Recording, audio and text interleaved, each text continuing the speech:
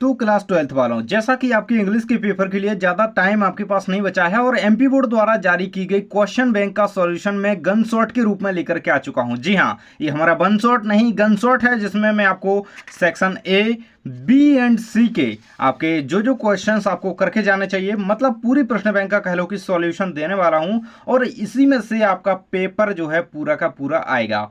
और MP board ने साथ ही आपको ब्लूप्रिंट भी बताया है कि किस तरीके से, हालांकि ब्लूप्रिंट जो है आपका त्रैमासिक परीक्षा के हिसाब से, तो यहाँ पे आप देख सकते हैं इस तरीके से रहेगा और इसी के हिसाब से इसमें क्वेश्चन रहेंगे सारे के सारे। सबसे पहले हम अपना सेक्शन ए स्टार्ट करेंगे। एंड देखो, इस वीडियो का एक भी क्वेश्चन ऐसा मत समझना कि एक एग्जाम में नहीं आएगा भाई। इस वीडियो में बताया जाने वाला हर एक क्वेश्चन एमपी के हर एक जिले के लिए इंपॉर्टेंट है, क्योंकि सब जगह स्कूल के लेवल पर पेपर बन रहे हैं, वो इसी से बन रहे हैं। ठीक है, इतने से आपके पूरे पेपर बन रहे हैं। ठीक है, तो कोई भी वो क्वेश्चन दे सकते हैं, तो सारे क्वेश्चंस के आंसर मैं आपको देते चलूंगा। सबसे पहले आपका सेक्शन ए है, जो कि रीडिंग सेक्शन हमारा होता है। सबसे पहला क्वेश्चन आपके एग्जाम में पैसेज आता है, जो कि आपका 10 नंबर का होता है, 10 मार्क्स आपको ये दे रहा है। तो अगर आप चैनल पर नए हैं तो सब्सक्राइब कर लेना, प्लीज़ सब्सक्राइब कर लेना, क्योंकि आप लोग सब्सक्राइब नहीं करते हो, बस वीडियोस देख लेते हो। तो सब्सक्राइब करें, जुड़े रहें, क्योंकि आपकी बोर्ड तक की तैयारी हम यहाँ पे करेंगे। तो पहला पैसेज है आपका, read the passage and answer the questions that follow. ठीक है, इस तरीके से आपका पैसेज है, इसको रीड करेंगे अच्छी तरीके से। The evening sun dipped low as Ramesh stepped on to the crowded platform of Gaya junction. ठीक है, इस तरीके से आप इसको पढ़ें। बिहार गया की बात हो रही है। ठीक है, और यहाँ पे देखो कुछ इंपॉर्टेंट पॉइंट्स होते हैं जिनको आपको देखना होता है, इन्हीं को देख करके आप क्वेश्चंस के आंसर दे सकते हैं। तो मैं केवल आपको आंसर्स बताते जाऊंगा, बाकी आप इसको पढ़ना चाहें तो आसानी से पढ़ सकते हैं, बाकी आपको एग्जाम में देखने को मिल जाएगा। पहला क्वेश्चन आपका, what was the schedule dispatcher time of Ramesh train. यहाँ पे आप आंसर देख सकते हैं 6:10 PM। ठीक है, आपका आंसर क्या है भाई? C number correct answer. अगला है आपका, what message was displayed on the announcement board, train on time, cancelled, no service day, delayed. ठीक है, यही आपका करेक्ट आंसर है। यहाँ पे देख सकते हो एक्सपेक्टेड, डिलेड। ठीक है, अगला कहता है कि the telegram's wording come immediately suggest that. तो इसका आंसर है आपका ए नंबर का option, Ramesh family wanted him to join the celebration. The next question is, how did the platform change as time passed. It become quieter, it become darker with lamps glowing, it turned into a market, it become empty. तो इसका correct answer आपका हो जाएगा यहाँ पे b number का option, it become darker with lamps glowing. ठीक है, इसको करेक्ट लगा लेना है आपको। अगले क्वेश्चन की ओर बढ़ते हैं हम। आपका अगला क्वेश्चन नेक्स्ट पेज में दिया गया है, 6वें नंबर का प्रश्न है, why is the word fragile used to describe hope in the last sentences. तो करेक्ट आंसर आपका रहेगा, because Ramesh hope was weak and could fade easily. Second कहता है कि because hope was breaking into pieces, because hope was like glass, because hope was dependent on electricity. तो correct answer आपका हो जाएगा यहाँ पे फर्स्ट नंबर का ऑप्शन। सेकंड कहता है, 7th नंबर का क्वेश्चन है आपका, What did the flickering lamp inside the train symbolize for Ramesh? तो करेक्ट आंसर आपका रहेगा डी नंबर का option, stubborn hope. The next question is, the word weary in weary beast means tired, hungry, angry, lost. इसका correct answer हो जाएगा आपका a number का option. ठीक है, अगला क्वेश्चन आपका जाता है, what did flickering mean in flickering? तो येलो फ्रॉम ओवरहेड लैंप्स, इसका करेक्ट आंसर आपको लगा लेना है ऑप्शन नंबर बी, जो कि है फ्लैशिंग अनस्टेडली। अगला क्वेश्चन है, लास्ट क्वेश्चन है, the expression stubbornly alive means refusing a dispute, difficulty, alive and moving quickly, very determined to run, strong and active. Correct answer is refusing to die despite difficulty. Second number passage आ जाता है, इसको अच्छी तरीके से read करेंगे। The library stood at the edge of the town square. ठीक है, इसके क्वेश्चन स्टार्ट हो जाते हैं। पहला क्वेश्चन है, what do the deep scratches on the wooden doors suggest. The correct answer is b number option. अगला क्वेश्चन है, what is the meant why the perfume of centuries in the first paragraph. Correct answer is option number B. The next question is, why are the dark oak shapes described as Solomon guardians? Correct answer आपका हो जाएगा option number b. The next question is, what effect did the stained glass windows create. The correct answer is option number b. The next question, what does the ticking grandfather clock contribute to the atmosphere. So Correct answer option number C. Next question is, why is the silence of the reading room important in the description? It shows that the room empty. So correct answer is option number C.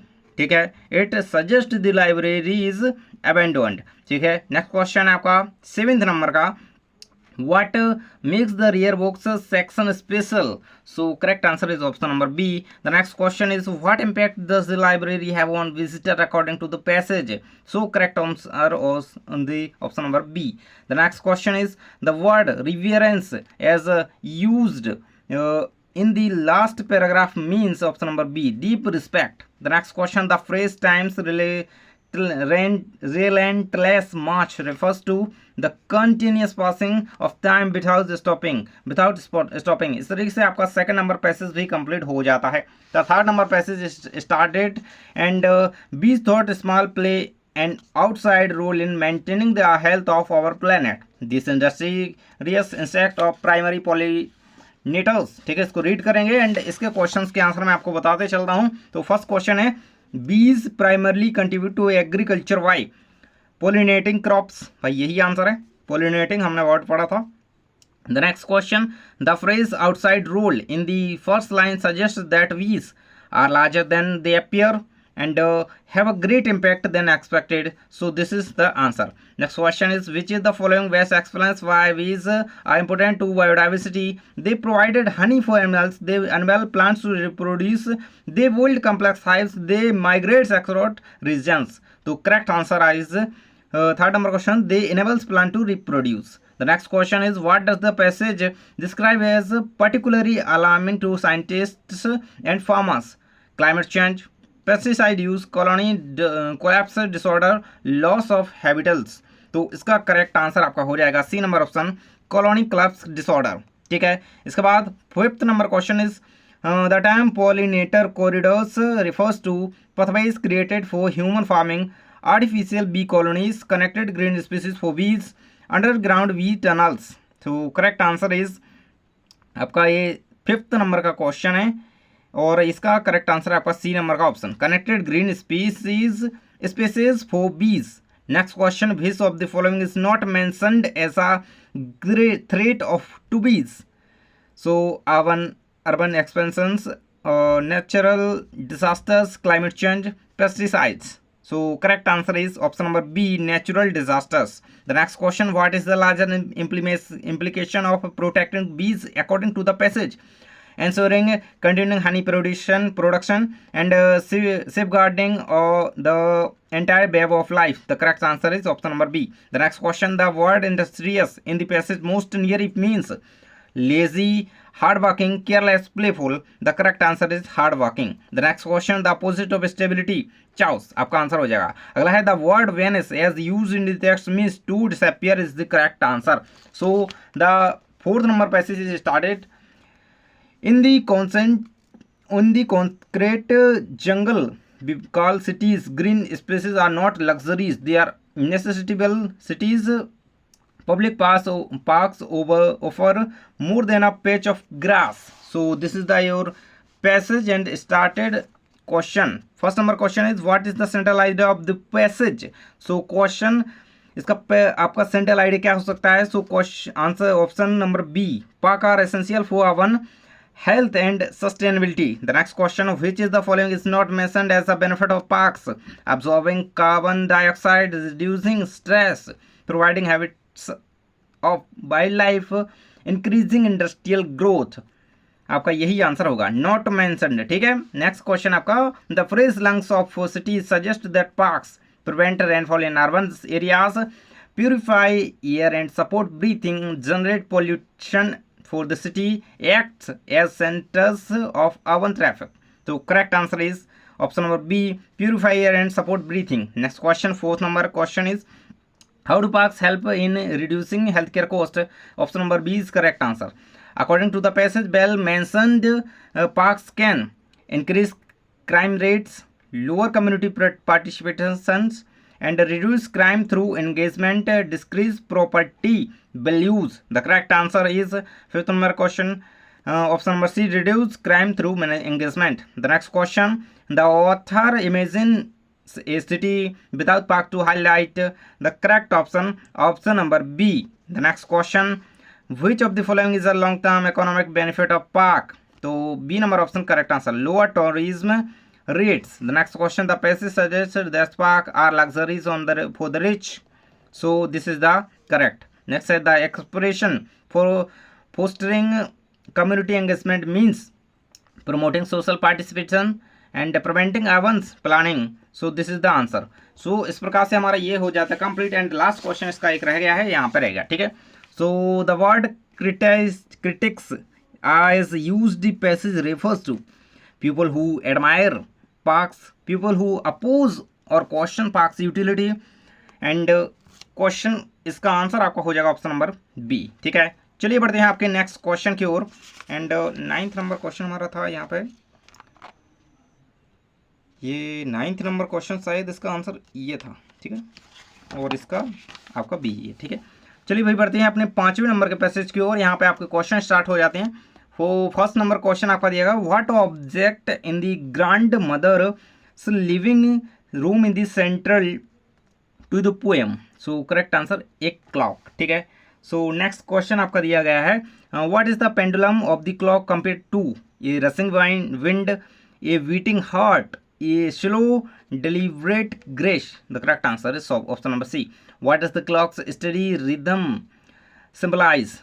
Child's life, unchanging flow of time. So correct answer is unchanging flow of time. So next question, why does the narrator contrast clock with their own life? So correct answer is option number A. And the next question, what lesson does the clock's persistence despite cracks teach? So correct answer is option number C, purpose remains despite again. Next question, what effect does sitting benefit have on the narrator? So correct answer is option number B. And this is the 7th question, what does the clock whisper? So this is the correct answer, patience is the foundation of progress. The next question, how does the narrator initially view the clock? So correct answer is A as a piece of furniture, ठीक है। यहाँ तक हम complete कर चुके हैं। इसके बाद नेक्स्ट क्वेश्चन आपका दिया गया, द वर्ड इम्पर्चियल मीन्स, इसका आंसर आप लोग स्वयं बताएंगे। The next question is the word foundation in foundation of progress means, इसका मीन्स क्या है, ये भी क्वेश्चन आप स्वयं से आंसर बताएंगे। The next question, note making, ठीक है। नोट मेकिंग किस तरीके से आपके एग्जाम में आती है? देखो भाई, आपको एक सुटेबल टाइटल देना होता है और आपको नोट्स बनाने होते हैं, ठीक है। दो चीज़ें इसमें होती हैं। तो क्लाइमेट चेंज का आपका नोट सबसे पहले दिया गया है, climate change is among the most pressing global issues of our time, it refers to long term shifts of temperature, ठीक है। इसको आप पूरा रीड करेंगे, फिर आप इसके नोट्स बनाएंगे किस तरीके से। तो चलिए मैं आपको इसका आंसर दिखा देता हूँ किस तरीके से आपको बनाना है। देखो आपके सामने आंसर यहाँ पर रहेगा, इसका टाइटल रहेगा रमेश जर्नी टू कोलकाता, ठीक है। ये आपका यहाँ पर पूरा इसमें बताया गया है फर्स्ट में, ठीक है। तो यहाँ पे इसके बारे में हम यहाँ पे देखेंगे। ये नहीं यार, ये नहीं है इसका। तो जो नोट्स हैं वो आपको स्वयं से रेडी कर लेने हैं। इनके मैं आपको पूरे पैसेज दिखा देता हूँ, है ना। इनके नोट्स आपको टाइटल केवल बनाना होता है, फिर आप नोट्स बना सकते हैं 1.1 इस तरीके से करके। यहाँ से हमारा सेक्शन नंबर 20 स्टार्ट हो जाता है, जो कि है राइटिंग सेक्शन, ठीक है। हम सेक्शन A का फर्स्ट नंबर क्वेश्चन जो कि होता है आपका पैसेज 10 नंबर का, वो कंप्लीट कर चुके हैं, ठीक है। इसमें से बाहर नहीं जाएगा, ठीक है। सेक्शन नंबर 20 स्टार्ट हो जाता है, जिसमें सबसे पहले एडवर्टाइजमेंट राइटिंग है। सो आपका पहला क्वेश्चन आपका दिया गया है कि you are a manager of bright mind coaching institute Indore, है ना। मैथमेटिक्स, आपको एक लोकल न्यूज पेपर के लिए एडवर्टाइजमेंट रेडी करना है। सो आप किस तरीके से इसको करेंगे, चलिए देखते हैं। चलिए इसका आंसर यहाँ पे आ जाता है, ये रहेगा आपका इसका आंसर।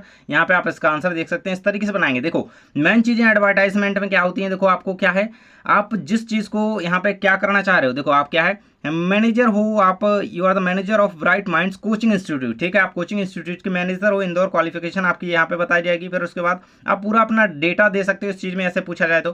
फिर आपको कॉन्टैक्ट जरूर से देना है, ठीक है। एड्रेस वगैरह भी इसमें बताया जाता है, तो वो भी आपको यहाँ पे ध्यान रखना है, ठीक है। तो ये 2-4 चीज़ें होती हैं। सेकेंड आपका है यहाँ पे, आप 3 BHK का फ्लैट जो है सेल करना चाहते हो, तो ये आपका रहेगा। इसके लिए जो है इस तरीके से आप इसको बिल्कुल कंप्लीट कर सकते हो। आपको 3 BHK प्राइम क्वालिटी का जो है फ्लैट सेल करना है तो इसके लिए आप यहाँ पे क्या इस तरीके से एडवर्टाइजमेंट बना सकते हो। नंबर लिखोगे भाई, एड्रेस तो जरूरी है ना, कॉन्टैक्ट के नाम, ठीक है, इस तरीके से आपको बेसिकली, और अपना अमाउंट जो है आप अपने यहाँ पे लिखोगे, ठीक है। नेक्स्ट आपका दिया गया है you are the Sunil Mehta, ठीक है भाई। सो ये आपका दिया गया है, आपको करना क्या है, तो ये तो जरूर से कर लेना है ना, जो आपका कहे कि सेल के लिए ज़रूर से आता है, ठीक है। सबसे इंपॉर्टेंट इसमें यही है। एंड लास्ट हम यहाँ पे देख लेते हैं Ravi Sharma you are, and आपको करना क्या है भाई, नीट एस्पिरेंट, ये रहेगा आपके सामने यहाँ पे इसका करेक्ट आंसर, इसको देख सकते हो। और ये रहेगा इसके पहले का होंडा एक्टिवा का, और ये रहेगा आपका फ्लोर फ्लैट का, ठीक है। तो इस तरीके से आपके सारे के सारे कंप्लीट हो जाते हैं। चलिए आगे बढ़ते हैं। आपके पोस्टर मेकिंग में आपको कौन से करना है, देखो पोस्टर मेकिंग आप लोग जरूर से कंप्लीट कर लेना, लेकिन कौन सी, आप ट्रैफिक रूल्स के लिए कंप्लीट कर लेना इसको, ठीक है। ब्लड डोनेशन कैंप 11th में करके आए हो, वही है, ठीक है, कर सकते हो इसको, फिलहाल के लिए बता रहा हूँ, ठीक है। इनके आंसर स्वयं से कर लेना।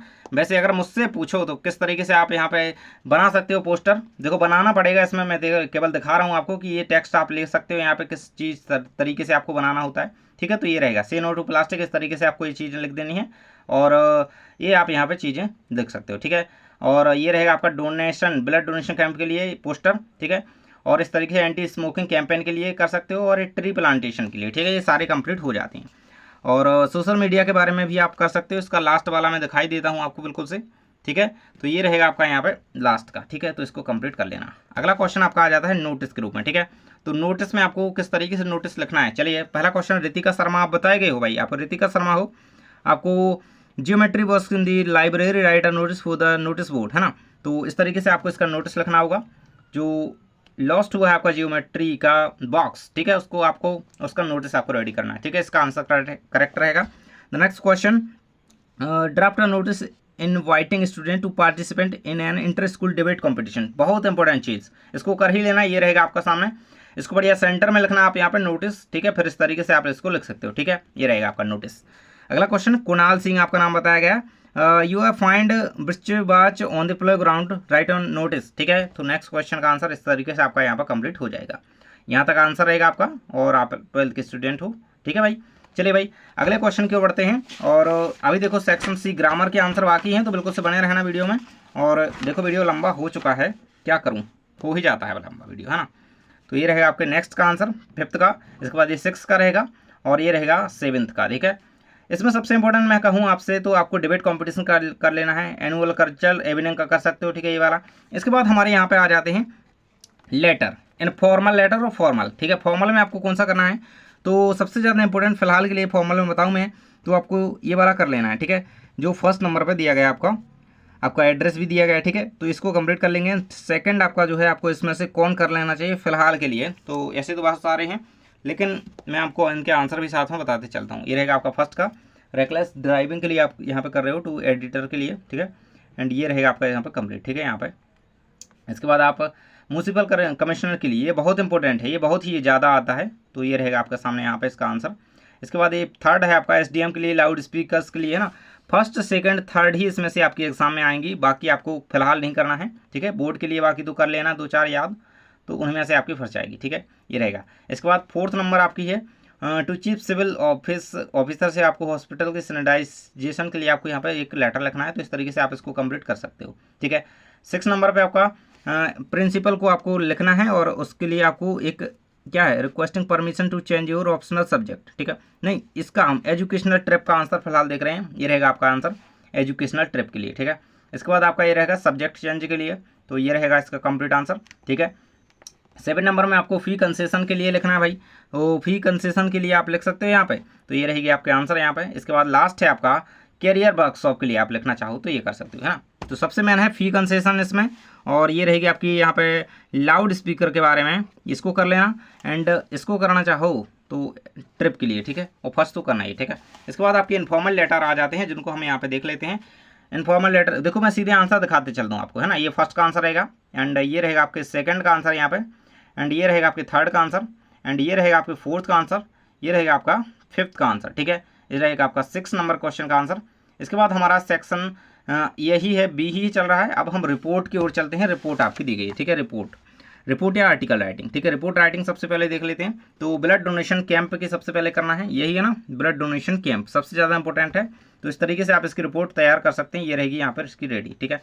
तो इसके बाद आ जाता है आपका साइंस एग्जीबिशन आपके स्कूल में होना है, उसके लिए आपको एक रिपोर्ट तैयार करना है, ये रहेगा आपका आंसर। इसके बाद आपका रोड एक्सीडेंट के लिए भी आ सकती है रिपोर्ट, तो इसको भी आप यहाँ पर रेडी कर सकते हैं, ठीक है।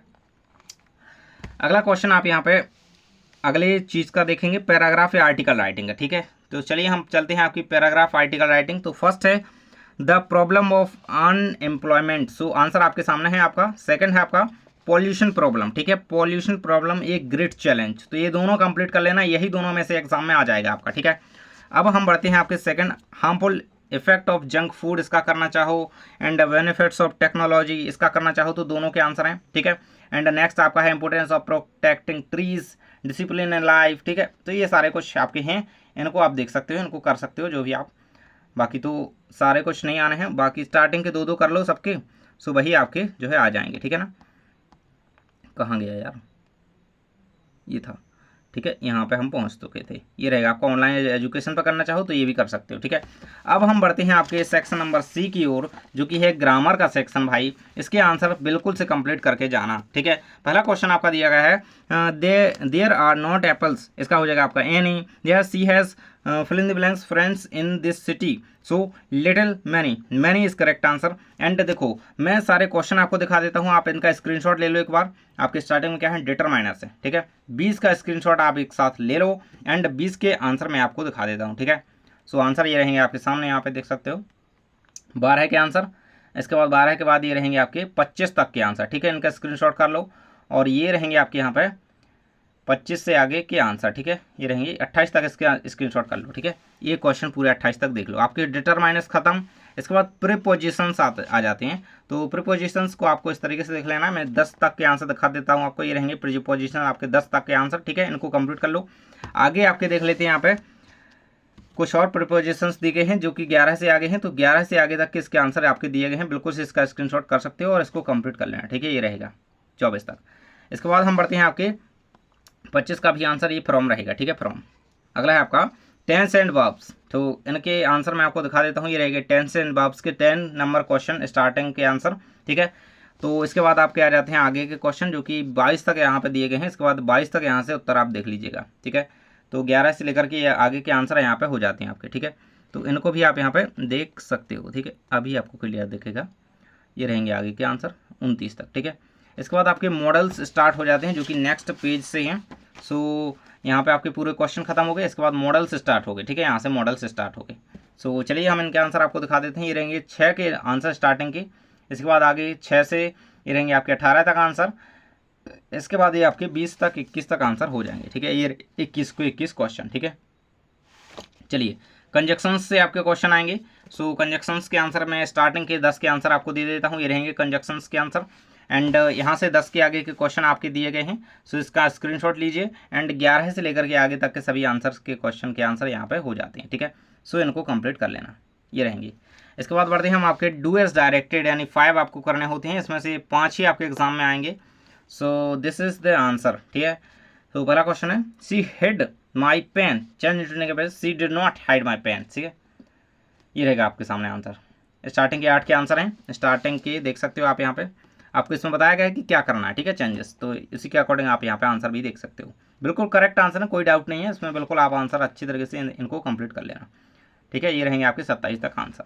इसके बाद आपके आइडेंटिफाई क्लॉसेस आ जाते हैं, सो उनको भी कंप्लीट कर लेना, ये आपके रहेंगे। सो इनके आंसर मैं आपको बता देता हूँ। यहाँ पे फर्स्ट कौन सा आपका नाउन क्लॉज है, सेकंड एडजेक्टिव क्लॉज है, इस तरीके से आप इनको 6 के 6 रहेंगे, और ये 10 हैं पूरे, तो ये रहेंगे आपके 3 4 और, ठीक है, इनको कंप्लीट कर लेना। इसके बाद है आपका कंबाइन आपको कंबाइन करना है सेंटेंसेस को। इसके बाद इसके क्वेश्चन के आंसर बता देता हूँ, ये कितने हैं, 9 हैं, तो चलिए ये रहे 9 के आंसर, ठीक है, कंप्लीट है इनके। चलिए भाई अब बढ़ते हैं आपके लास्ट सेक्शन नंबर डी की ओर, जो कि टेक्स्ट बुक का। इसके हम केवल एक्सट्रैक्ट के क्वेश्चन देखेंगे, क्वेश्चन आंसर नहीं देखेंगे, ठीक है। तो एक्सट्रैक्ट दिया गया आपका, my children this is the last lesson, I shall give you the order has come from Berlin to teach, ठीक है, इसको रीड करेंगे पहले, और अब हम आंसर डायरेक्ट देखते चलते हैं। इसका करेक्ट आंसर जो है MML।